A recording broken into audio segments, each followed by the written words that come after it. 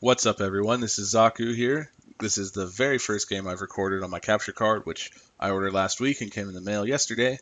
And it's a team deathmatch on Rise, where my team wins. I end up going 34-2 for an overall kill death ratio of 17. Now, I've noticed that in many lobbies I'm put in, there are always people who do very, very poorly. I'm talking 0 and 24, 2 and 22, things like that. Just horrible kill death ratios, and most of the time, I believe that it is due to just poor decision making. Now, if you're one of these players and you have performance issues in Call of Duty in general, then hopefully these tips will help you improve. And if you're just an average player overall, I hope that these will help you as well. Now, your most important tool in this game is the minimap, and it should be your primary source of information. It's located in your upper left corner of your screen, and it seems to be the most underutilized tool in this game. There are so many people who just absolutely ignore the minimap. I can't tell you how many times I see a teammate just go running past me, run past an enemy who's on the radar, who's firing at someone, or just standing next to an enemy who is clearly on the radar, and the teammate is just standing there just completely oblivious. It is by far the most frustrating thing in this game to just see teammates who are just absolutely useless because they just ignore the information provided to them. Now, the minimap is deceptively simple for the amount of information it provides to you. For instance, a red dot is an enemy who's either firing or on the UAV because he doesn't have Ghost.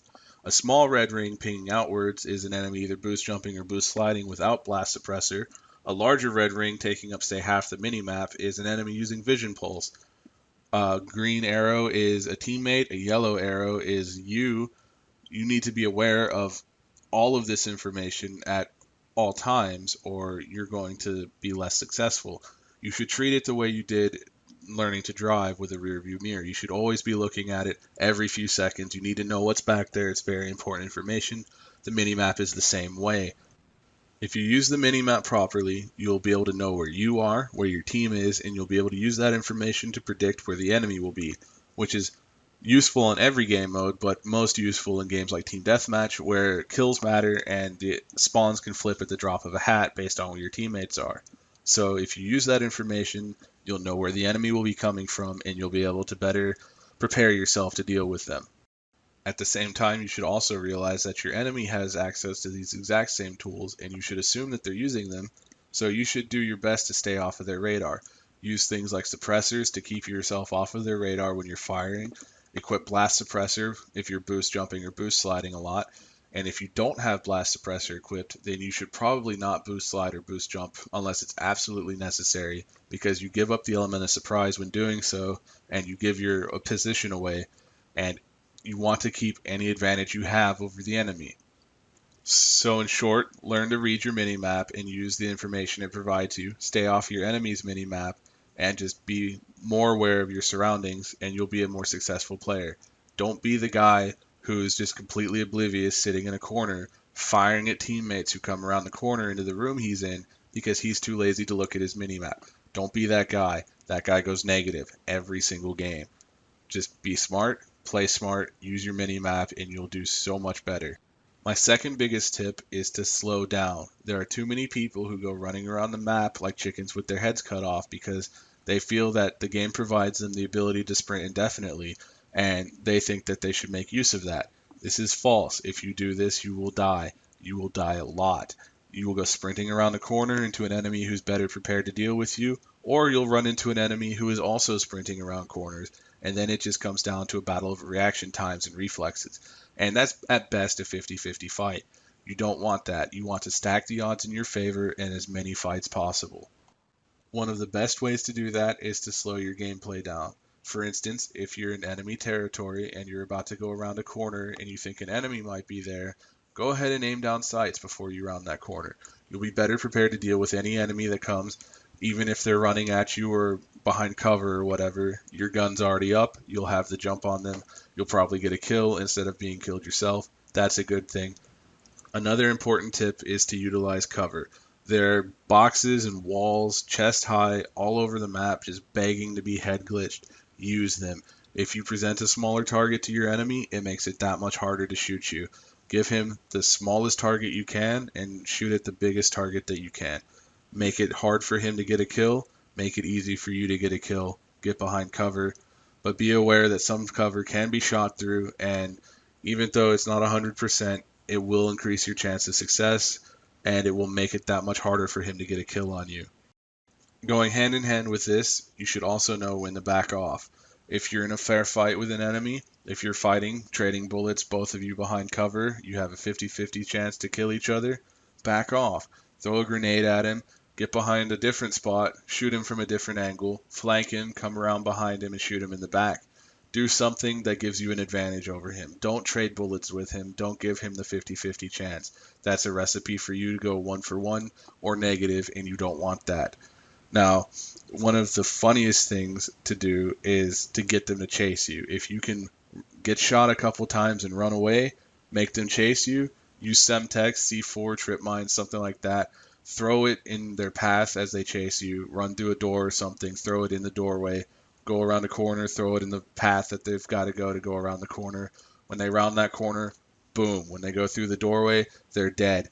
Just they get such bloodlust in them that they think they've got a free kill on you when you're not dead yet. Make them pay for that mistake. Don't give them any advantage. Take everything you can from them. Make them make mistakes and exploit that. As I stated earlier, the element of surprise is a very important tool in your toolbox. Going along with that, you should not shoot at someone that you have no chance of killing. If they're only exposed for a half a second, don't shoot at them. Chase them down, follow them, wait until they're in your line of fire for enough time to kill them. Don't shoot at them unless they are. If you can't kill someone, don't fire, because all you do is give your position away. You give them the opportunity to right themselves and kill you. You give them the chance to turn around and fire or flank you or throw a grenade or do any number of things. Don't give them that advantage over you. Take their advantage, exploit their mistake. Make sure that they're not aware of you. Just follow them until you can get a shot and then kill them. Don't fire unless you have the chance to kill. Now let's talk about loadouts. When you're playing Black Ops 3, you should use a loadout that's appropriate for the map that you're playing and the game type that you're playing. If you're playing Team Deathmatch, that means you can use pretty much whatever you want. It doesn't really matter as long as you go positive. If you can go positive using a knife, use the knife. If you're playing in objective mode, don't use a loadout that you cannot defend the objective or play the objective with. Don't use a knife in search and destroy. Don't use a sniper rifle in search and destroy. If you're playing a short range map, you should probably use either a shotgun, an SMG, or an assault rifle. A long range map, sniper rifles are fine. LMGs are good for pretty much everything as long as you're not running around. Use the correct loadout for the task you're doing. Don't be the guy who holds your team back because he's using a knife in search and destroy. Don't try and quick scope in search and destroy. Just use the right loadout. Don't hold yourself or your team back because you want to get some quick scope nonsense and be on YouTube. It's not good. My last tip has to deal with map awareness and UAV awareness. Know where your teammates are. Don't clump up together. If you see a guy in a window and he's sniping, you don't need 3 people in the same window sniping. Don't come stand on top of him. Please. All it does is put you in the way and makes it harder for him to do his job, and it's probably going to get everyone in that room killed by one person. Don't stand in the way.